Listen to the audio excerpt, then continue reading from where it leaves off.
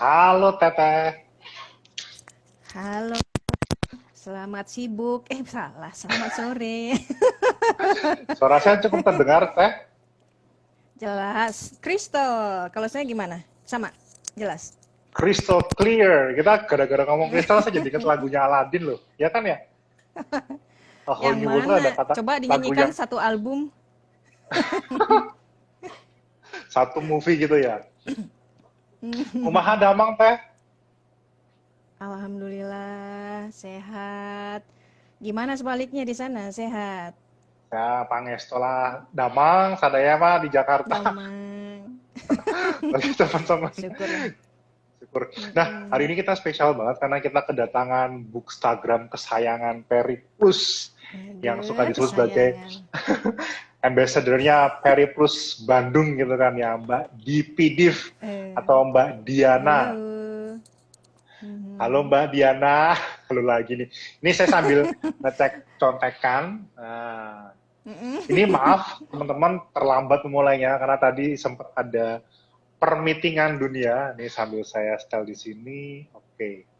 Teh, kita bakal ngobrol-ngobrol Ya, nih dalam rangka-rangkaian Butopia. Teteh sempat mampir ke Butopia kemarin? bukan mampir lagi. Saya kan book tour di Bandung. Ayo bikin kontennya di Bandung ya Teh? Bikin konten dong. Terus udah gitu langsung belanja, bukunya bagus-bagus, banyak banget. Apalagi hari pertama kan, stok masih full gitu. Eh, Ada hari nih bukunya, pertama saya tunjukin. Commercial break dulu. Saya beli ini nih salah satunya nih. oke. Nah, Mun hiji itu Teh? commercial break ya. Mun Hah? hiji? Gimana? Mun hiji? Mun hiji? Bukan. Loba ya Monhiji. Teh? Apa Monhiji? Cuma Mun satu. hiji, mun hiji Teh? Loba? Loba atau mun hiji? Seur, seur, Seueur ya. seur. Banyak-banyak ada yang lain juga. Cuma nunjukin satu aja. Kalau terlalu banyak yang ditunjukkan, nanti durasinya habis. Bisa habis. Eh, Nah ini spesial nih pertama kali saya sebagai ini giliran shiftnya Perimen. Jadi orang banyak pertama ini adminnya Perpus. Jadi siapa sih gitu ya. Nah kebetulan shift sore itu shift mm-mm. saya. Kalau shift pagi itu ada, terus shift malam juga ada. Kebetulan shift sore jam 4 itu saya. Jadi saya mewakili perimen-perimen dari Periplus sangat apa ya, sangat grogi lah bisa ketemu sama Teh Dipi, seorang Ya, yang edukator lah. bener. Kita Oh, bakal ngobrol tentang kebahagiaan karena Butopia kali ini tuh kami mm. Butopia ini Butopia yang keempat berarti kan ya, tahun keempat kami mau Ya, ngebahas ya, ya. tentang konsep kebahagiaan, rebounds rebalance gitu kan ya, Hmm. bagaimana orang kayak sedang bermain Mhm. trampolin gitu kan ya, dari pandemi Mhm. terus dikasih kesempatan Mhm. untuk vaksin booster, dikasih kesempatan untuk jalan-jalan. Mungkin kita berdua teh ya di bulan yang sama kita dikasih kesempatan untuk jadi apa teh penyintas ya tehnya bulan lalu Iya, bulan betul. Mhm. saya sama teh di kita bulan lalu sama-sama penyintas ya, kita merangkul virusnya dalam tubuh kitanya teh. Betul. Nah, Tapi sudah berlalu dan nah alhamdulillah semoga berlalu. sehat Nah, terus. Mhm. topiknya menarik bersama Teh Dipi karena dari hari Senin minggu lalu sampai dengan hari Jumat Senin kemarin kan kita ngomongin aku bakal bahagia kalau doing something kan ya, ada praksisnya Mhm. bersama. Hari Mhm. pertama itu kan aku bakal bahagia kalau aku mendidik.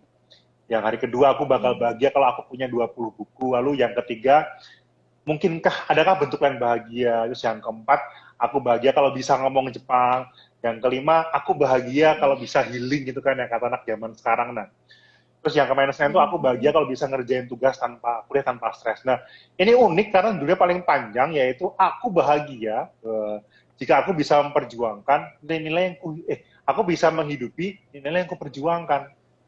Ya tanya, Mhm. sore ini kita bakal ngobrol soal itu. Tapi sebelum kita ngobrol jauh nih mau tanya nih, ini lagi sibuk apa teh Mhm. minggu-minggu ini? Karena kalau saya lihat di IG-nya tuh tampak banyak acara online bersama para Iya. influencer lain kayak semacam ya diskusi pendidikan soal tips apa ya kejiwaan Mhm. ya atau tentang self help sama diskusi buku. Sebetulnya apa Macem-macem teh yang ya. sedang yang dihidupi apa? Yang sedang dimanifesting apa sih teh selama bulan ini tuh? Manifesting istilahnya gitunya. Mangga teh apa yang sedang Iya. dihidupi dan disibuki sekarang? Kalau orang lihat aktivitas akun Instagram saya, Kayaknya rame juga ya, ya seperti komentarnya Mas Dugi tadi, ada diskusi buku ini, topiknya itu segala macam. Tapi sebenarnya garis merahnya ada di buku ya, buku yang dibaca gitu. Dan buku yang dibaca kebetulan beragam topiknya. Kalau ditanya sekarang saya lagi apa? Saya lagi tetap ya. Saya lagi mengasuh anak sibuknya, tetap ya. Ke arah Parenting nomor sana ya. hijinya teh. Karena peran paling utama betul. Karena peran paling utama sebuah kehormatan untuk nah barusan melintas dia yang disebut-sebut melintas ke sebuah kehormatan untuk menjadi seorang ibu. Tapi selain itu saya juga punya beberapa aktivitas lain ya, seperti Ganteng ya teh. baiklah Ganteng. baiklah dia muncul dalam frame ya. Seperti kayak edukasi gitu, di bidang edukasi terutama. Karena di PDF itu secara branding memang dia ada di edukasi paling besarnya. Dan buku-buku Periplus, buku-buku yang bagus-bagus banget, itu nilai edukasinya luar biasa. Agak curhat dikit boleh ya, Boleh Mas dong, kita Nugi kan ya? sisi curhat sore ini. Kita sesi curhat santai-santai ya. Jadi ada pivot point, momen lah dalam hidup saya tuh di mana saya tuh ada apa ya, perputaran takdir begitulah kurang lebih ya. Yaitu berapa tahun lalu waktu saya hamilnya anak yang ini hamil anak saya ini, itu saya bed rest. Jadi saya kemudian harus dengan ikhlas dan lapang dada ya, saya keluar dari pekerjaan. Itu luar biasa banget rasanya, Mas Nugi ya. Kemudian yang kedua adalah berapa tahun lalu ya? Tahun kemarin lebih tepatnya. Saya masuk ke usia saya yang angkanya 4 di depan. Itu juga sebuah momen yang penting buat saya. Dan apa yang saya lakukan sekarang ini adalah apa disebutnya ya? Saya mengambil keputusan dari dua hal tersebut yang ternyata menghasilkan sesuatu yang tidak saya sangka-sangka. Saat ini saya kan banyak di buku-buku dan lain sebagainya. Dari dulu saya sebenarnya suka buku, tapi sebelumnya tidak terpikirkan sama sekali saya untuk bisa mereview buku, berbagi banyak hal. Hanya ketika saya kemudian dihadapkan pada kenyataan saya harus bed rest dan kemudian harus di rumah, karena ini berdasarkan keputusan rumah tangga ya, keluarga, bahwa saya lebih banyak berada di rumah dan lain sebagainya. Sisi saya yang educator ini, karena dulu kan dinasnya kerjanya memang bidang edukasi semua, mulai dari sekolah dasar, perguruan tinggi, lembaga training gitu ya. Semua jadi tidak bisa bergabung kembali, saya lebih banyak di rumah. Ada hal-hal yang tidak bisa saya sangkal gitu, tidak bisa saya tinggalkan. Apa itu? Semangat untuk mengedukasi. Jadi saya mencari jalan. Akhirnya kemudian buku-buku itu menjadi media saya. Kemudian Instagram dan lain sebagainya. Dan ketika saya masuk ke usia 40, ini mulai lagi mikir nih Mas. Uban udah mulai banyak ini. Mau ngapain kerut udah nggak cute lagi ya, udah nggak cute, yang ada krut ini mau ngapain nih kehidupan nih, udah masuk angka 4 gitu ya. Terus ya saya ada satu buku yang saya baca waktu itu, yang bukunya itu Woman Makes a Plan. Ini dari ibunya Elon Musk yang bikin, Maimas. yang nulisnya.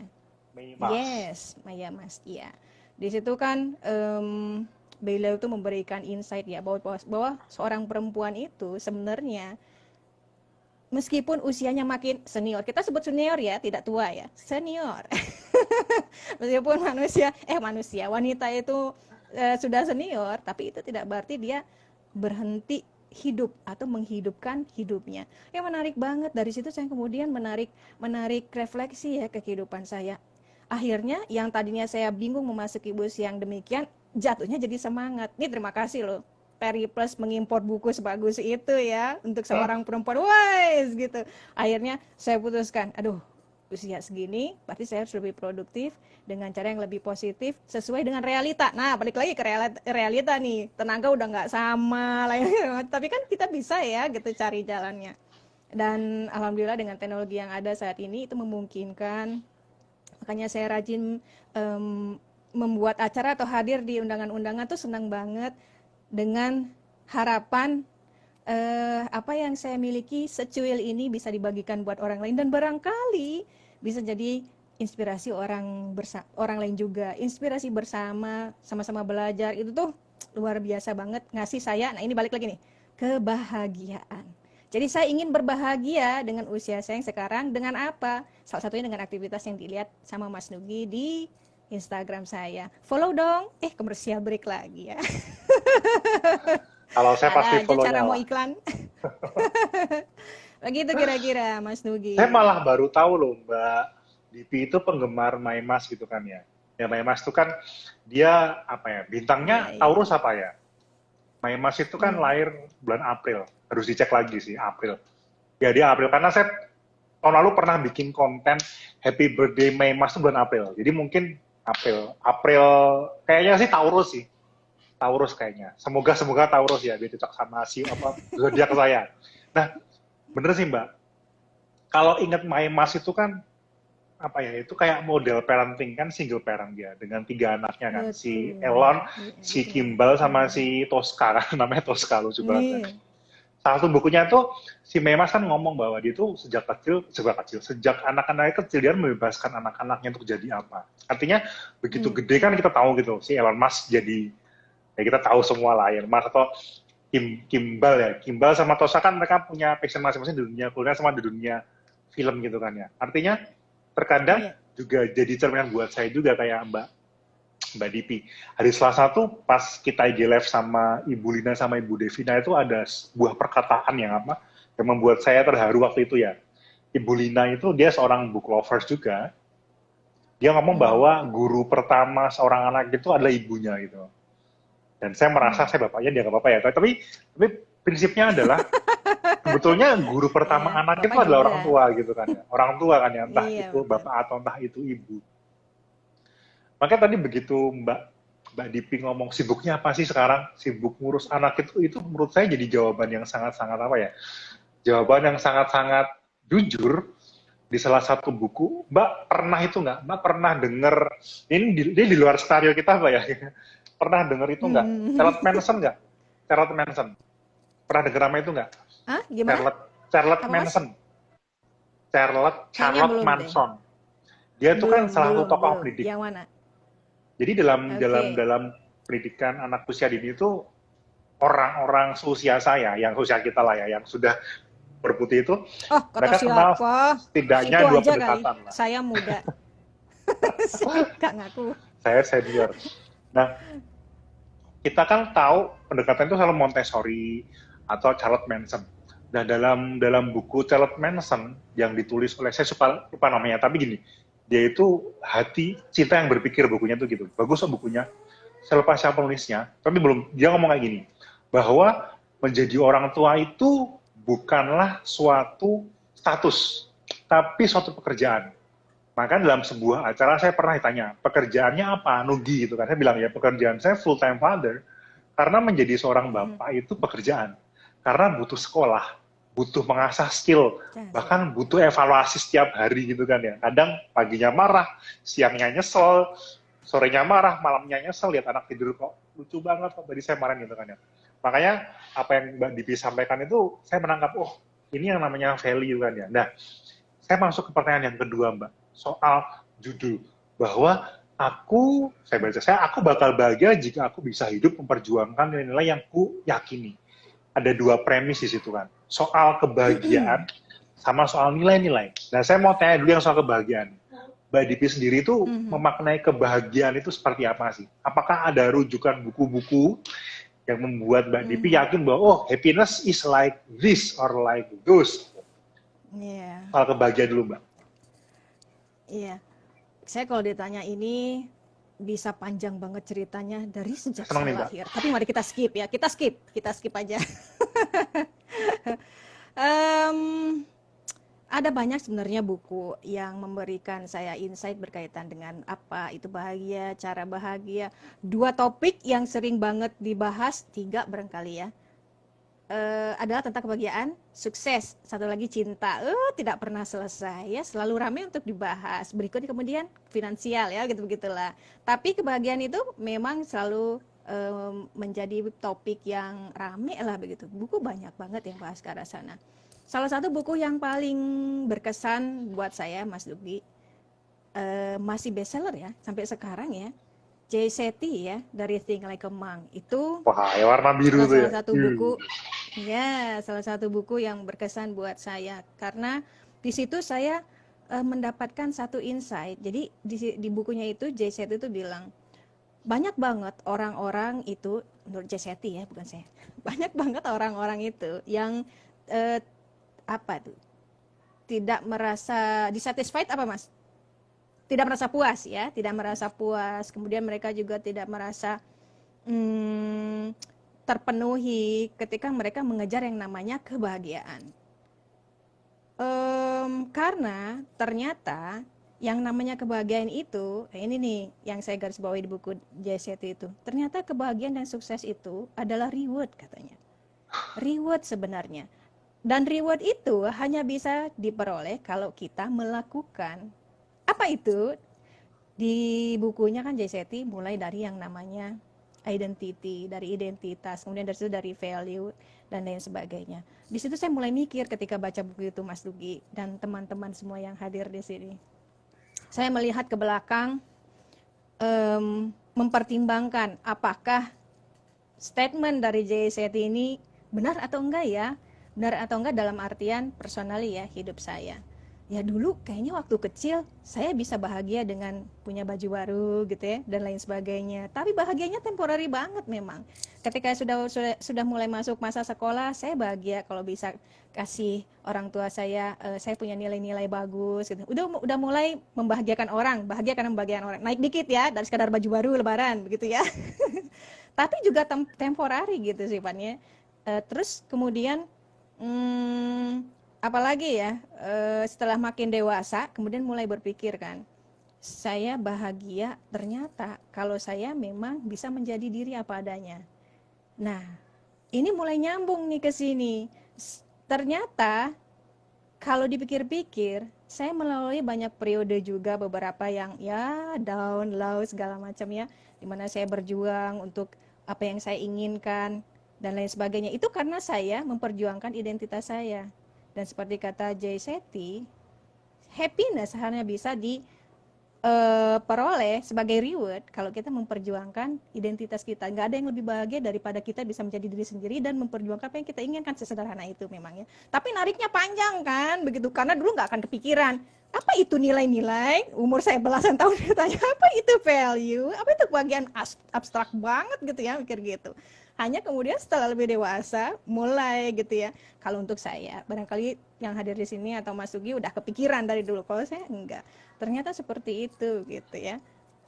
Apa yang saya lakukan sejauh ini memang basisnya balik lagi ke apa yang saya yakini. Nah, ini menarik di bukunya JST. Saya di situ banyak banget dapat juga seperti kalau begitu value-nya apa dong gitu. Value itu apa gitu. Value dibentuknya dari mana? Terus dalam hidup kita harus melakukan juga yang namanya mengkurasi value, harus bagus. Kemudian nanti diaudit, dari situ kemudian segala macam lah di dalam JST. Harus baca, kalau teman-teman belum baca ya. Mas Dugi udah? Saya baca beberapa bagian. Saya bertukar pikiran dengan buku itu, tentang buku itu. Ya, begitulah kira-kira. Nah, konsep kebahagiaan yang ditawarkan oleh JST itu bagi saya sangat logis, dan dari situ saya akhirnya makin memegang erat ya, bahwa dengan saya mengenali diri saya sendiri, identitas saya, value saya akan mendapatkan reward itu, bahagia. Definisi bahagia orang beda-beda kan ya. Kenapa bisa beda-beda? Karena value-nya beda-beda. Begitu kata JST, dan ini logis buat saya gitu ya. Gitu loh. Jadi ada yang pegang value-nya barangkali di apa disebutnya ya. Kalau saya kan di learning ada 10 value yang saya identifikasi dari saya. Ada learning, ada balance, kemudian ada authenticity gitu ya. Nah, itu tuh membentuk akhirnya identitas saya sebagai educator. Jadi saya nggak heran, ini agak ngalor gitu ya. Jadi saya nggak heran. Saya dulu kuliah S1-nya itu, jurusannya itu saya ngambil Fakultas Pertanian. Prodinya itu rekayasa genetik, tapi saya akhirnya tidak berprofesi sebagai seorang periset ya, apakah itu menghasilkan benih unggul dan sebagainya. Karena kemudian setelah itu saya menemukan bahwa value saya yang lebih lagi itu sebenarnya di dunia pendidikan. Bukan berarti saya tidak punya passion lagi ya, minat ke arah sana, tapi yang lebih kuat ke sana. Karena kalau diurutkan si nilai-nilai yang saya pegang, semuanya itu membentuk identity sebagai seorang educator. Nah, kayak tadi misalnya knowledge, kemudian learning, dan kemudian apa ya, responsibility dan lain sebagainya. Lah, pokoknya seperti itulah kira-kira. Akhirnya saya mendapatkan pencerahan dari bukunya Jay Shetty tersebut, dan dari situ ada satu yang penting lagi, bahwa kata Jay Shetty, meskipun kita sudah tahu nih di titik kita punya value-nya apa, ada tahapan yang harus kita terus lakukan. Dia bilang kan kita harus terus-menerus itu mengkurasi value kita, mengaudit. Karena value ternyata ada yang positif, ada yang negatif, ada yang high, ada yang low, katanya begitu. Yang high atau positif akan bawa kita ke rasa bahagia itu tadi ya, kemudian pertumbuhan dan lain sebagainya. Nah, value yang negatif akan kebalikannya, akan bikin kita gelisah, negatif, dan lain seperti itu. Karena ternyata itu tadi, balik lagi, value itu nggak semuanya positif, itu harus dikurasi, kemudian harus diaudit dalam artian kita mengaudit kehidupan. Saya mengaudit kehidupan akhirnya, Mas Nugi. Audit versi JSET kan 3. Teman-teman yang udah baca pasti juga ngikutin ya. Media, kemudian waktu, sama uang. Kalau udah tahu value-nya kemana, coba dicek. Kira-kira uang habis di mana nih? Sesuai nggak dengan value yang dipegang? Kalau value-nya learning, kalau uangnya larinya ke hal yang lain, berarti enggak. Kalau misalnya learning kan berarti kita uangnya banyak kita spending ya ke kelas-kelas lain sebagainya kayak gitu. Terus dari waktu juga kita cek lagi kata Jay Shetty. Itu saya kemudian lakukan, Mas Nugi. Karena tadi saya kan punya cita-cita nih, umur 40 tahun ngapain nih gitu kan. Jadi harus mulai makin menghidupkan hidup begitu.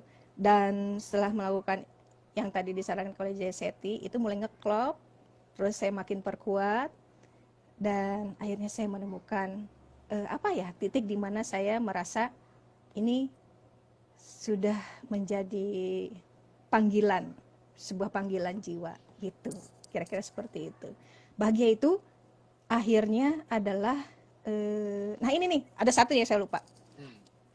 Dalam memperjuangkan authenticity atau nilai-nilai, sepakat nggak sih kalau kita tuh akan menemukan banyak obstacles, ya kan? Maksudnya kan kita punya orang tua, punya teman-teman lain sebagainya, mereka punya ekspektasi ya kan, atau mungkin hambatan-hambatan lainnya.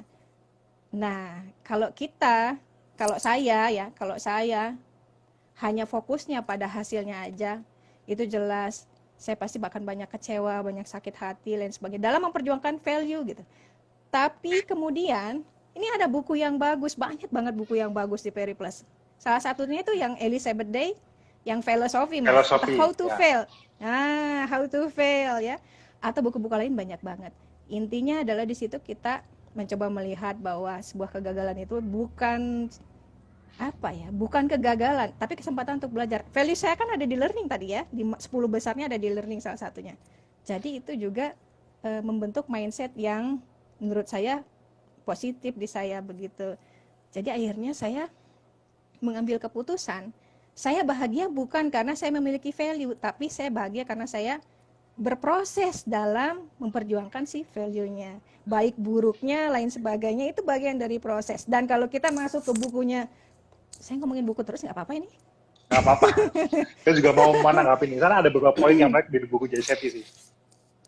Ada buku lagi yang Design Your Life. Saya lupa penulisnya siapa, Mas? Ingat nggak? Design Your Life. Dia bikin dua buku yang agak mirip-mirip. Design Your Work Life sama Design Your Life. Kalau nggak salah ya. Saya lupa malah penulisnya. Effortless ya? Bukan McCowan ya? Nggak ingat. McCowan tuh yang effortless.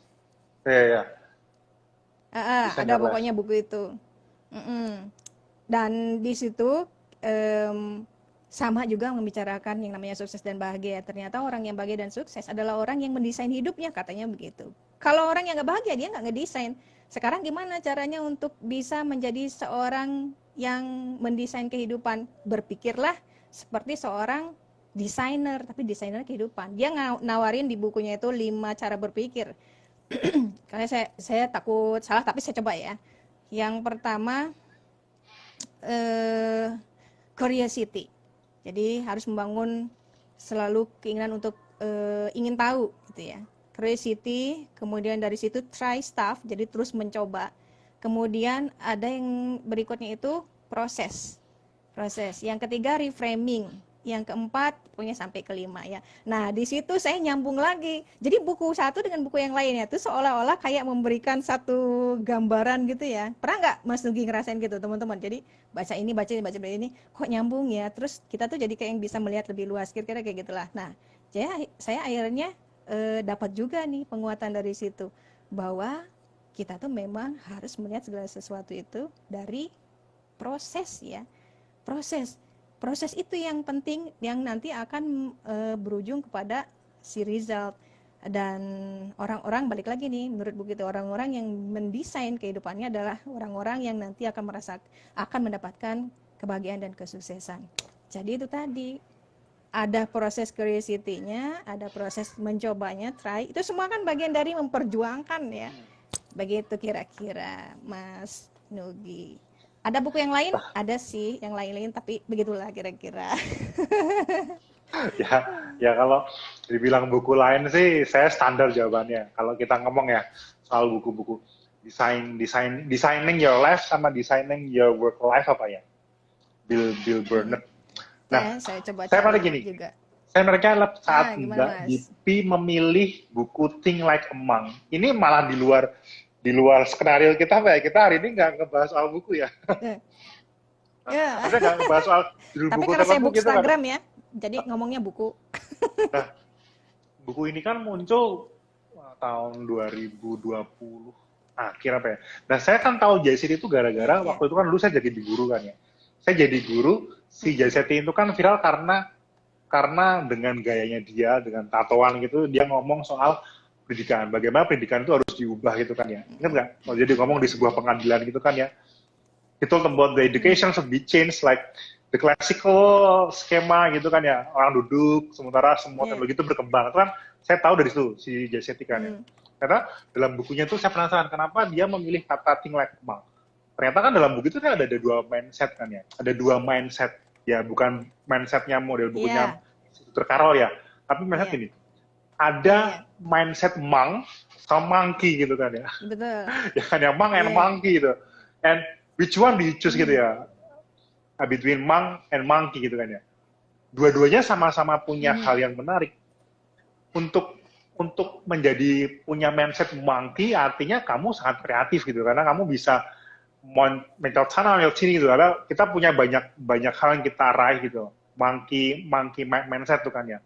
Tapi dia ngomong soal monk karena kan pertemuannya dia sama satu biksu di London apa ya? Saya lupa, London atau di Amerika, saya lupa. Dia kan mengatakan bahwa yang utama dari sisi monk itu justru kebalikan dari monkey. Kalau monkey itu suka loncat sana loncat sini, nah si monk itu duduk fokus pada satu hal, bahkan sampai ke hal yang radikal. Radikal dalam artian radix ya, akar. Sampai ke akar sesuatu. Makanya pertanyaan ketiga kan saya ngomong soal value kan. What does value means for you kan Mbak? Tapi sudah Mbak jawab itu soal value itu sendiri.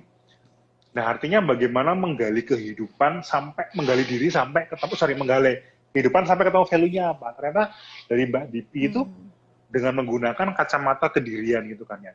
Nah persamaan dari buku yang Mbak Dipi ngomong tadi yang tentang ya design your life itu kan desainer kan ya. Nah sementara kalau bukunya JCT itu kan ada kata-kata we as a director for our life itu kan. Jadi ada dua profesi nih. JCT mengusulkan sebagai director, si Bill Burnett mengusulkan sebagai desainer kan ya. Artinya berarti sama-sama orang yang punya kendali gitu ya. Jadi sejauh kita punya kendali pada diri kita sendiri gitu kan ya, pada apa yang mau kita manifesting, apa yang mau kita bangun, apa yang mau kita capai, entah sebagai, makanya tadi jawaban Mbak Dipi itu langsung mengena karena sibuk ngurus anak.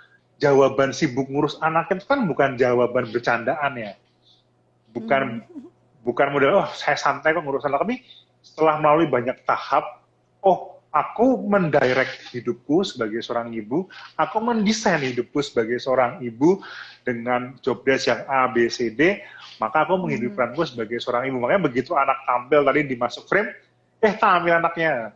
Itu kan suatu bentuk bahwa menerima, jadi bukan berarti, awas, mama lagi IG live nih, kan, nggak seperti itu kan. Tadi Mbak, tampil disambut itu.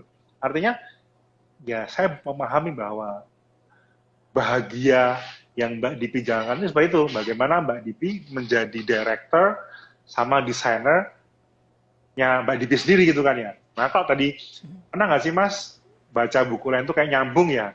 Lagi-lagi kalau saya ngomong soal bukunya bukunya si Think Like a Monk itu kan, itu kayak bukunya Atomic Habit gitu kan ya. Artinya ya untuk bisa sampai ke tahap mindset, ya kita harus mengubah hal-hal yang kita miliki, kebiasaan itu Atomic Habits. Itu sih menurut saya agak nyambung ya.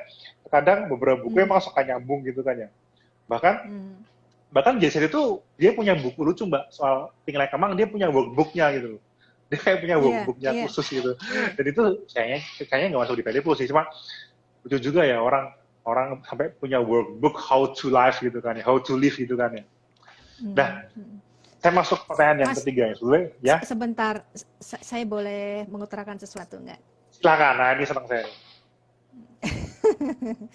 Ini gini, ada nggak pemikiran dari Mas Nugi, begitu kita mendengar desain, plan gitu ya, tadi kan Mas juga kan bilang di bukunya tuh, you have to decide what yourself when you want to be happy, you have to decide for yourself when you want to be happy. Kita harus memutuskan kapan kita mau bahagia.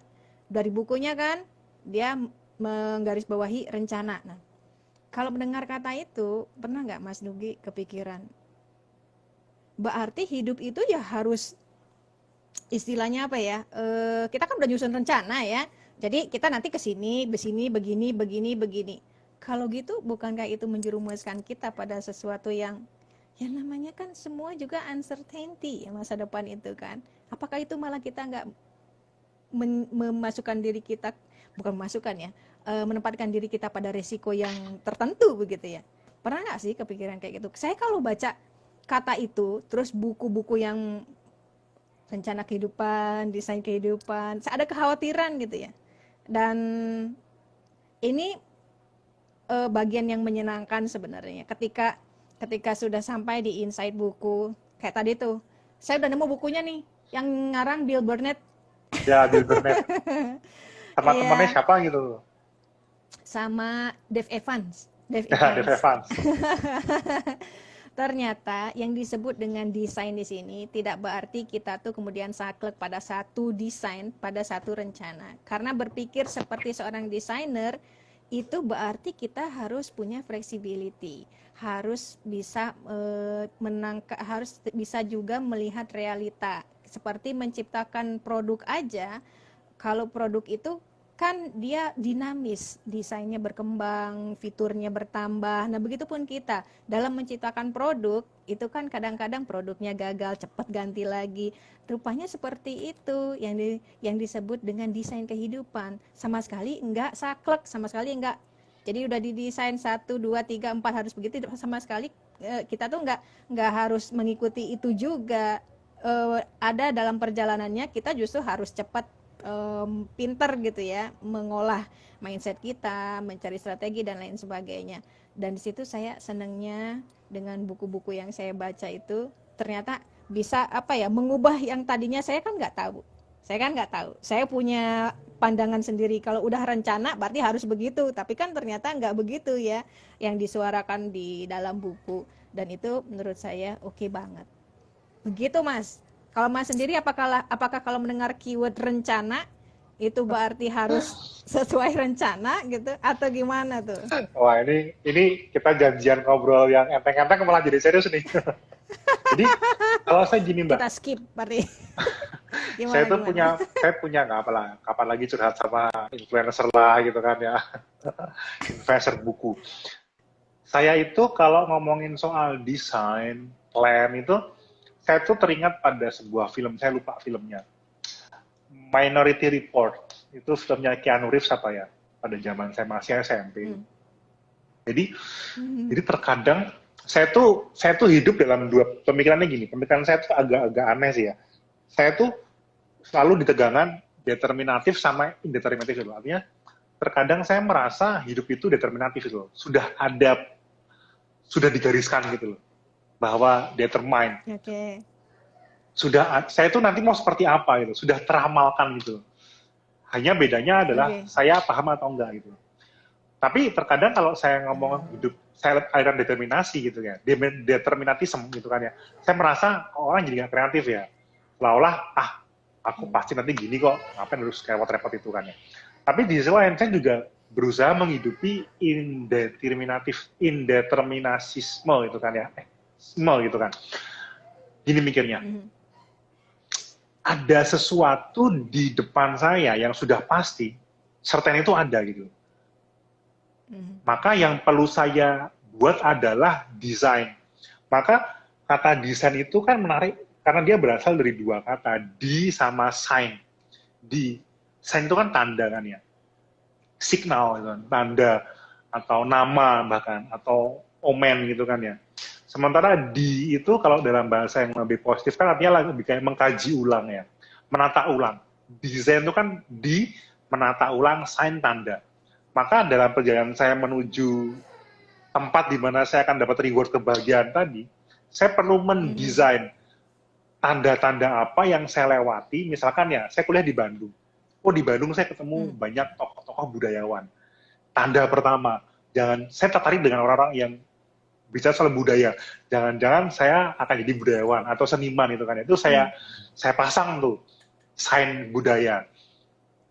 Saya ketemu orang accept itu pengalaman ini. Jadi desain itu akhirnya bagi saya pribadi adalah bagaimana saya melihat banyak tanda-tanda dalam hidup saya itu, lalu tanda-tanda itu saya kumpulkan, saya kaji ulang, lalu untuk menentukan jalan saya. Jadi kayak jadi semacam apa ya, lalu lintas. Jadi begitu saya lihat ke belakang, oh saya punya banyak rambu-rambu nih. Rambu-rambu itu reminder gitu loh, bahwa oh saya pernah di titik saya suka hal yang berbau seni, saya pernah di titik saya pernah mendidik, saya di titik pernah saya suka dengan anak-anak kecil.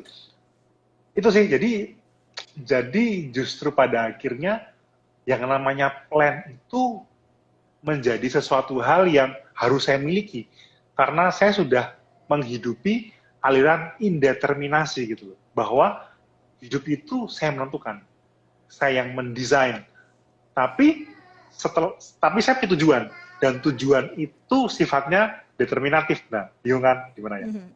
Nah, tapi saya poinnya gini, saya suka sama kata-kata Mbak, bahwa happiness is a reward. Saat saya sudah bisa mendesain ini, itu, pengalaman itu, saya akan sampai pada satu titik di mana saya menerima reward berupa kebahagiaan.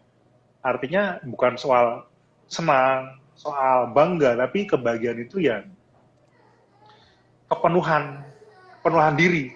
Kepenuhan itu artinya ya penuh dengan yang plus, penuh juga dengan yang minus kayak jenjang gitu loh.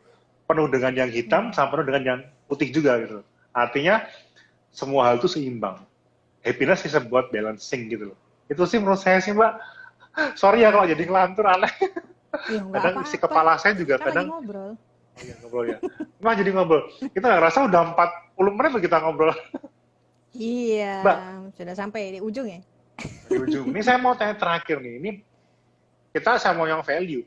Mau ngomong soal value, Mbak sudah ngomong soal value itu sendiri kan ya. Bagaimana Mbak memahami value-value itu.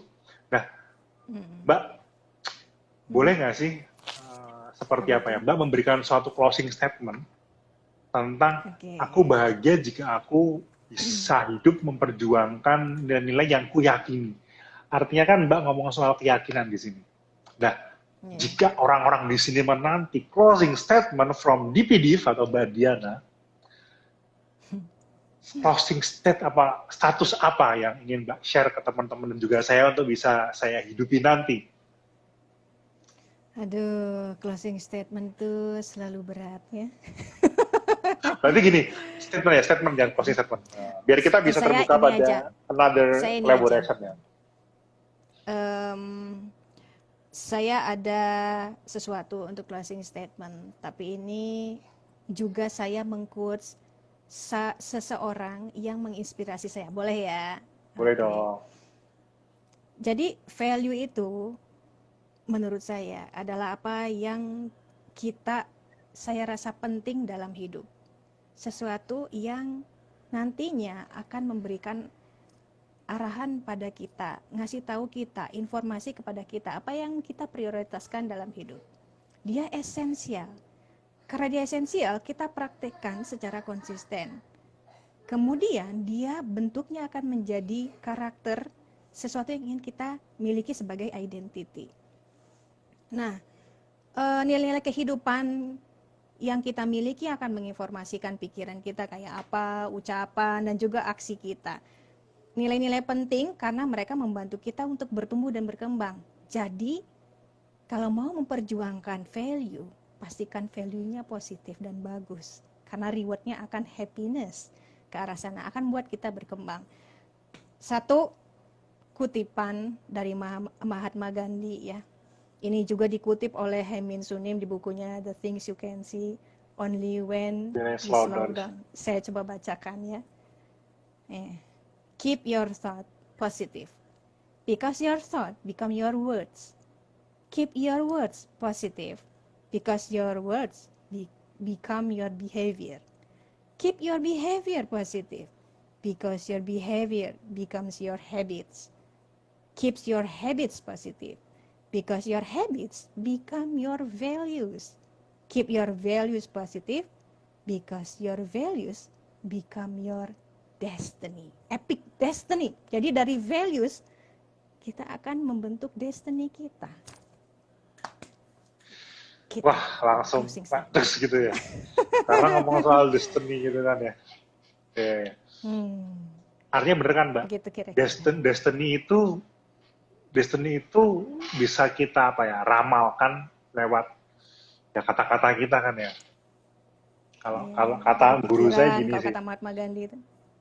Kalau kata guru saya gini tuh kadang. Dari pikiran ke kata-kata, kata-kata ke behavior, dari behavior ke habit, dari habit ke values, dari values ke destiny. Itu. Guru saya tuh pernah bilang waktu saya masih SMA, kalau kamu kebanyakan makan ayam, kamu akan punya mental seperti ayam.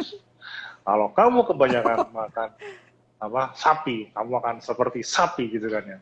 Kalau kamu kebanyakan makan ikan, kadang itu benar juga ya, apa yang kita masukkan itu bisa keluar, ya itu sih, poinnya adalah soal destiny-nya. As a director, as a designer, kita as an architect gitu kan ya, arsitek ya, kata-kata sih itu bagus tuh, kata si siapa?